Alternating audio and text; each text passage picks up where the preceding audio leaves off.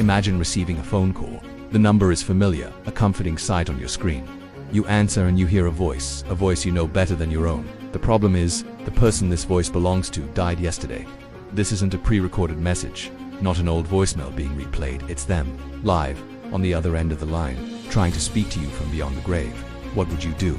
Would you hang up in terror, or would you listen, desperate for one last conversation? This might sound like the opening scene of a horror movie, but for some people, it's a chilling reality. In the 1980s, a team of American paranormal researchers, led by D. Scott Rogo and Raymond Bayless, decided to investigate a phenomenon they called phone calls from the dead. They weren't looking for vague stories or third-hand accounts. They wanted concrete, verifiable cases, and they found them. They gathered over 100 detailed reports from ordinary people who claimed to have received phone calls from loved ones who had already passed away.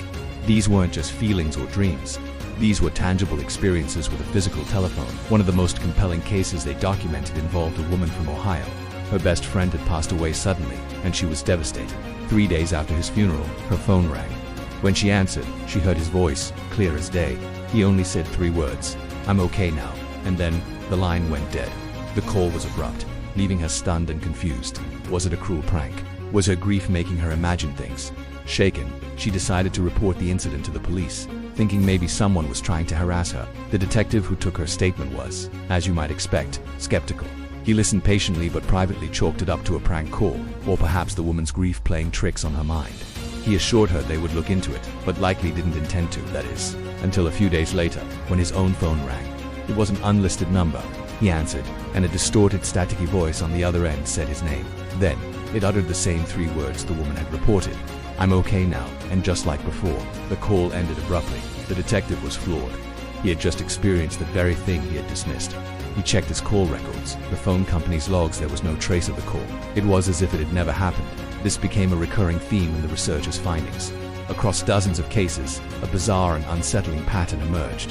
When people checked their caller ID, their recent call history, or even their detailed phone bills, there was never any record of the incoming call. The phone companies had no data on it. It was a digital ghost, a communication that bypassed the entire network infrastructure we rely on. It rang the phone, a voice was heard, but no electronic footprint was left behind. This lack of evidence made the phenomenon maddeningly difficult to prove, yet the consistency across so many independent accounts was impossible to ignore. Rogo and Bayless, the 2 researchers who dedicated years to documenting these cases, began to notice other disturbing patterns. Their work, compiled in the book Phone Calls from the Dead, reads like a manual for communicating with the other side. They found that a significant majority of these calls occurred during a specific window of time between 2 and 4 in the morning. This is often referred to as the witching hour, a time when folklore suggests the veil between our world and the spirit world is at its thinnest. Coincidence? Maybe, but when you see it happen over and over again, you start to wonder. Another common trait was the nature of the communication itself. The conversations were almost always extremely short. Often it was just a few words, like "I'm okay," "I love you," or simply the person's name being called out. The voices were often described as distant or faint, sometimes accompanied by heavy static or electrical interference, as if the connection was struggling to push through from an immense distance. It wasn't a bad cell signal, it was something else entirely. The callers on the other end seemed to have difficulty speaking, as if forming the words required a monumental effort. It was as if some force was actively working against them, trying to sever the connection. In a few rare instances, these calls were accidentally captured on answering machines. When researchers analyzed these recordings, they made a spine-chilling discovery. The recordings were filled with white noise and static, almost to the point of being unintelligible. But when they filtered and amplified the audio, they could clearly distinguish a voice buried within the noise, and without fail, it was the perfectly recognizable voice of the deceased person. The sound quality was poor, but the vocal signature, the unique cadence and tone of the person they knew and loved, was undeniably there. It was auditory proof that something was reaching out. After years of meticulous research, interviewing witnesses, and analyzing what little physical evidence they could find, Rogo and Bayless came to a conclusion that no one in the scientific community wanted to hear. They proposed that these calls were not hoaxes, not auditory hallucinations brought on by grief, and not some undiscovered technological glitch. They concluded that these calls did not seem to be originating from our world at all. The evidence pointed to a genuine attempt at communication from a plane of existence beyond our own, from the world of the dead. They believed that for a brief, fleeting moment, a soul was able to manipulate energy and technology to bridge the gap and send one final message home. This idea is both terrifying and, in a strange way, comforting. The thought that our loved ones might be able to reach out after they're gone is a powerful one, but the implications are staggering. What is the mechanism? What kind of energy does it take? And what is the interference they seem to be fighting against on the other end of the line? Is there a gatekeeper?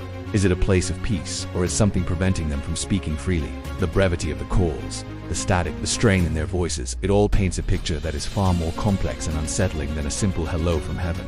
The phenomenon didn't stop in the 80s with the advent of cell phones. Stories have evolved. People report receiving text messages from the numbers of deceased relatives or even seeing them appear as online on social media apps, long after their accounts should have gone dormant. The technology changes, but the core mystery remains the same, a connection that shouldn't exist.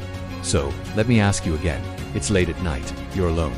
Your phone lights up with the name of someone you lost, someone you miss with every fiber of your being. You know it's impossible, but it's ringing. Every instinct screams that it's a trap, a trick, something unnatural, but your heart aches to hear their voice just one more time. Would you answer the call? Thank you for watching until the end. Stories like this, that sit on the edge of belief and possibility, only exists because you continue to seek the inexplicable with me. If you want to dive into more real mysteries that defy explanation, you already know the way. Don't forget to subscribe and hit that notification bell so you never miss an investigation into the unknown.